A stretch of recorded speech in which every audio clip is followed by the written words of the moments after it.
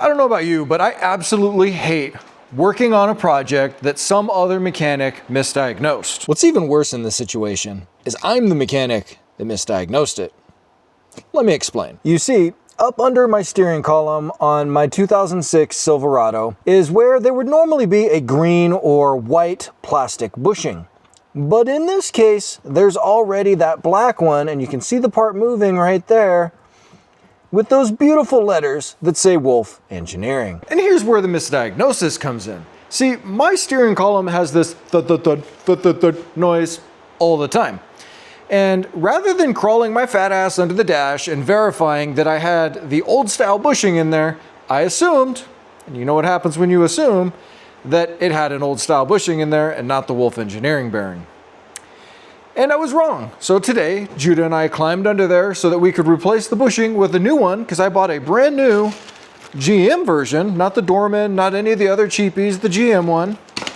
And it's got the Wolf Engineering in there. The noise is still there though. So we started reaching around and this is what we found. Down here is my steering column shaft and the slip joint is inside this boot. I can move it just a tiny little bit and I get the thud inside that slip joint. So while the noise wasn't coming from the bearing, it was coming from the slip joint, it was coming from the column. So I'm gonna go with I was half right. The problem is I already bought this brand new bearing to throw in the truck. I've also got a bunch of loose components. My Pitman arm is loose, my idler arm is loose. I don't think my drop down bracket is loose, but I've got a new one anyhow. We've got a set of Mevotech TTX. This is going nice parts without going super duper nice parts. If you know, you know. So here's what we're gonna do. We're gonna fix the driving Miss Daisy slippery sloppy steering.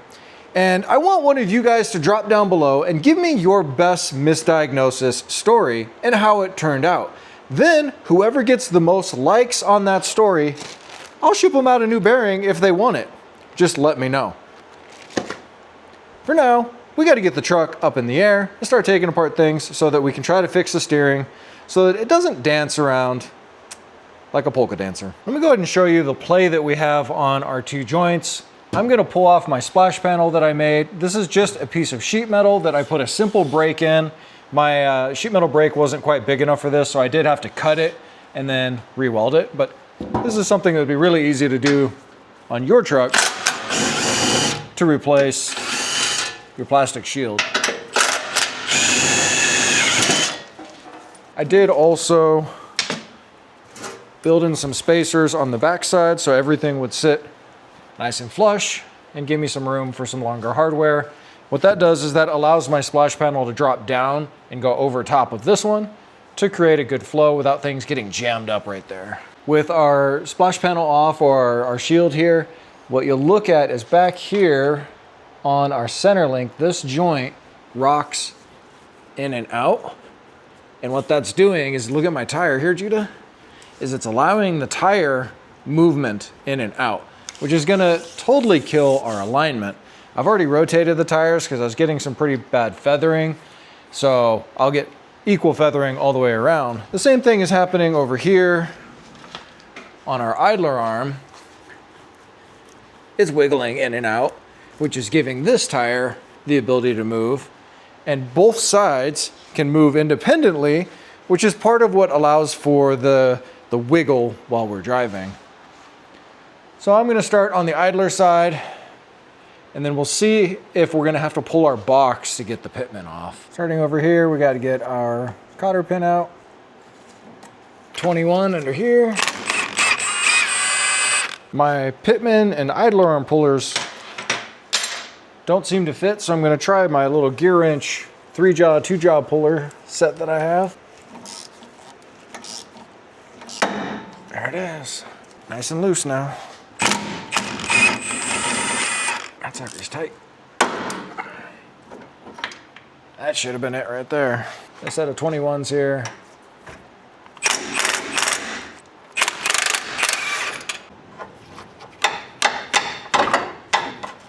There we go. Right, that's the trick. Rotate it backwards. Yeah, this part is stupid stiff. It's got some real hard spots in it, but there's no play there. This guy was good. This guy was not. So I think twisting the gearbox is going to be our only option here to get that Pitman arm off. So we'll pull the wheel, we'll pull our splash panel, and we'll see what we can see up underneath.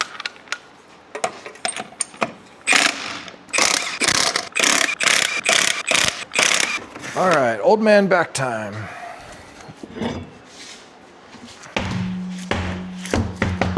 You know the worst feeling in the world is when you drop a wheel like this and it bounces up and catches your hand in between the rotor or some other immovable object. That's enough to make you go up to the lounge and cry for a minute. Seriously, why has this got a plastic pins all break on me? Perhaps I do not recommend the Amazon replacements. Oh, come on. Oh. Really?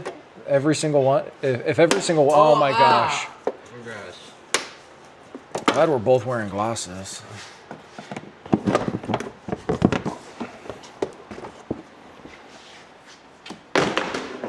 Yeah, so in the last video, I found that I had 4 leaks on my hot side tube from the top and bottom silicone couplers. So instead of just getting new couplers, I ordered a whole stage 1 Whirly Fab kit, which will be here in a couple weeks. I'm pretty excited about that. So this sucker was leaking here, back here from the boot, and down there from the boot in a couple different locations. Right where they all say they leak.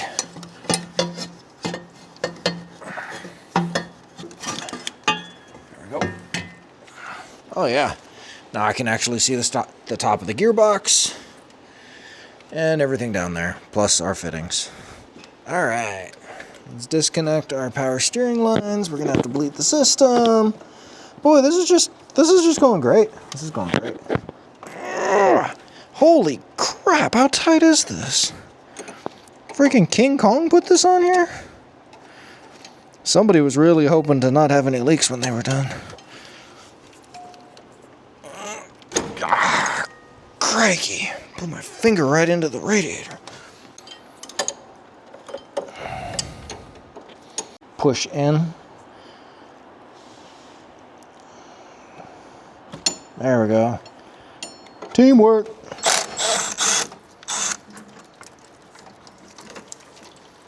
Okay.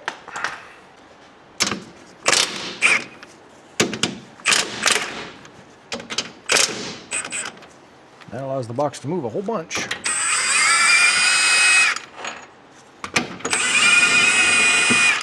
have to get the whole box out. Yes, maybe. I think we'd have to go this way. That steering shaft is just stuck on there. I wonder if we took that last bolt out, if we could just drop the whole thing out the front. It's about to get heavy real fast. Yep. You take the gun, please.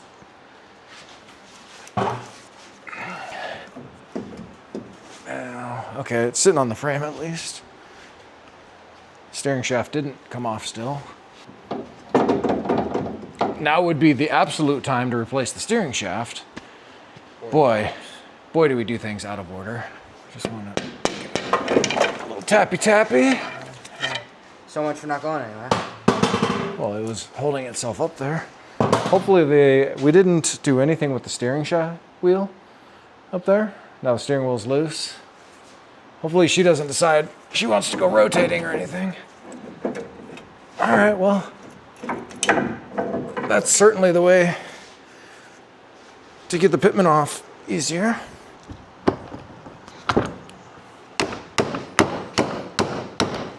Everything's a hammer when you don't want to go get a hammer. Woo, Milwaukee power. 184 foot-pounds, what? The new one has thread locker on it. That's nice. Yeah, buddy. I just need the right size. That's tight. Whew, I was expecting a boom. Milwaukee Power. It helps to use the right tools.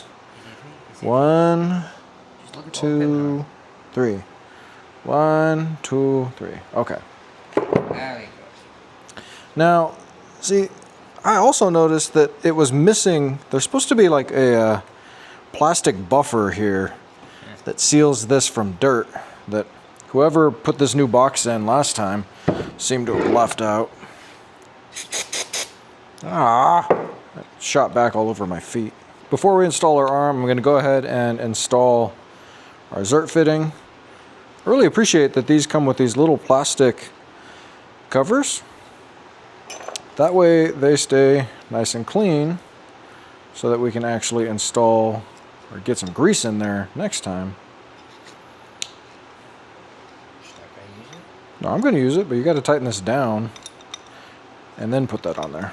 If you've not used these lock-in lubes, man, these things are awesome. Hey, she fits. Lock washer.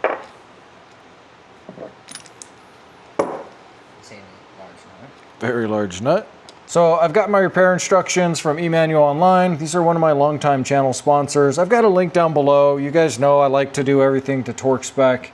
And it looks like my Pitman arm to steering gear nut is 250 Newton meters or 184 foot-pounds. And we are going to get it started with our gun.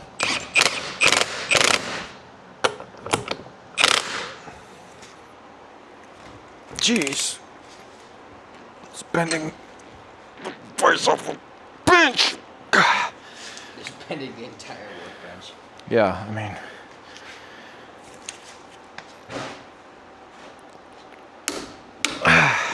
We got it. It's tough to get leverage on that thing.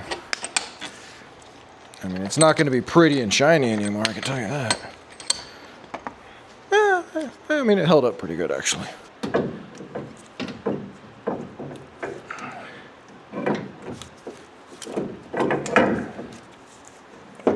Try not to run into our lines. Did I just knock my red thing out? Yeah. Plug. I do have new, or I need to find new O-rings for my lines because they look like shit. There we go. Alright, now it's close to the same orientation. I wonder if I just put our steering wheel off 180 degrees. We'll find out. Can the steering wheel rotate infinitely on its own? No.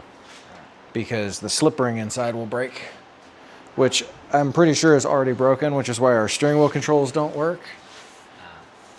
I don't think the slip ring itself is broken. I think that we have some contact issue inside of it, which is pretty common with these in age.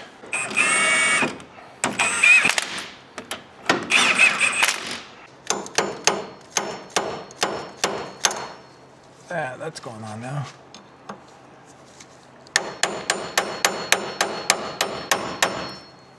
Bingo! See, she's all the way on there. Now we'll get that bolt back in. So you know this shaft is on far enough if your bolt will drop in because there is a relief in the steering box that allows it to go in there.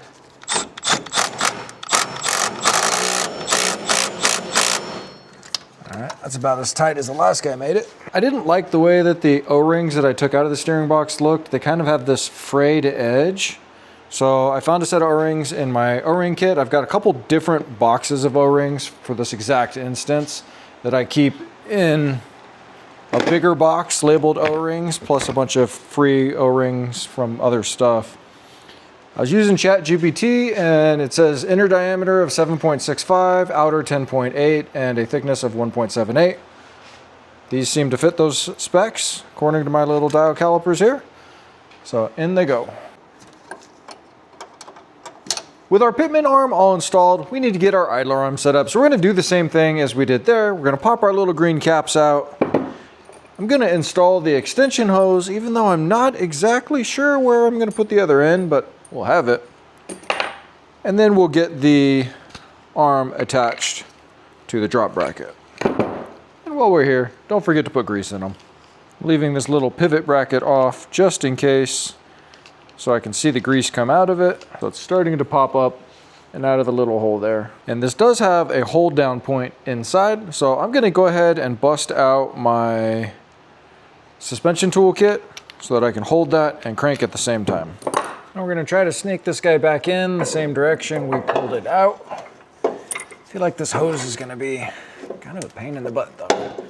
We'll see. It's kind of getting stuck on the frame there. So if I can just slide it up high enough, we'll get it out of the way. We're gonna be using our old bolts and the new nuts that came in our kit.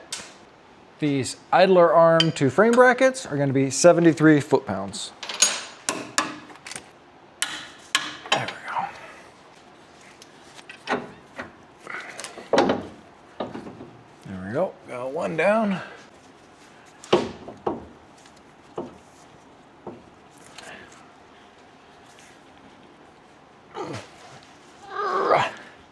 It's really hard to turn this guy. Oh, that's easier with the tire. Take that back. Not so bad with the tire. There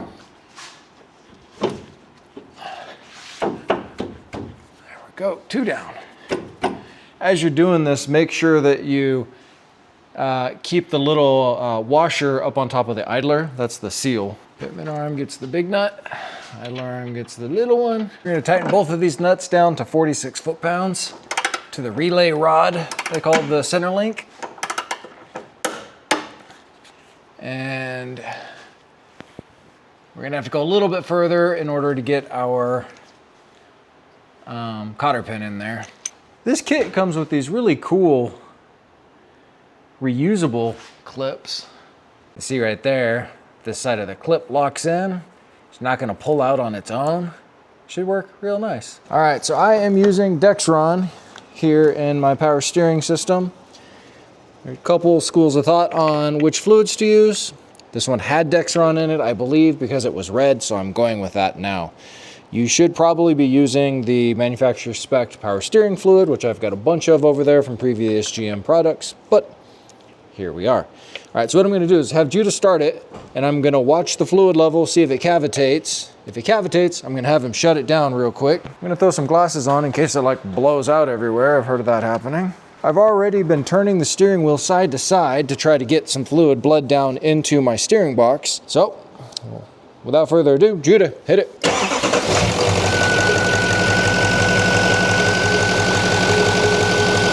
All right, the fluid is moving just a little bit. So go ahead and go side to side, bud.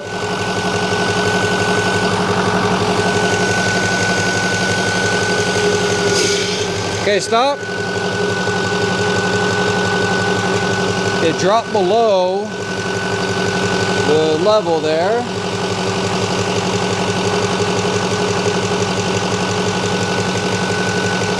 Okay, go ahead.